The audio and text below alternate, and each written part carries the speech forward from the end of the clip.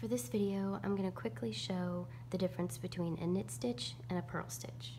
For my pattern, I have to do 2 knit stitches, and then I have to do 8 purl stitches, and then switch back to 2 knit stitches. So I have to knit my first 2 stitches. So you go in through the bottom, loop around the back, pull the yarn to the front, and pull off. That's my first knit stitch.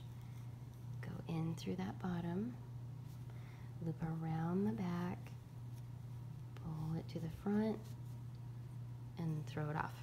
Then I switch my yarn to the front for a purl stitch. It was back here behind my needle, then I switch it to the front, and I go in through the front of that next stitch. Go through the front, loop it around the end, pull it to the back, and then it can come off. Go in through the front, loop the yarn around your needle, pull it to the back, and let it come off. So these are my knit stitches all the way across to the last 2. Oh, sorry, my purl stitches.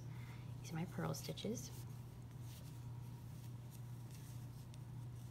Going in through the bottom, looping it around, going to the back and pull off. My last purl stitch. Okay, and then I switch my yarn to the back again. I go in through the bottom to the back, loop the yarn around, pull to the front and take it off.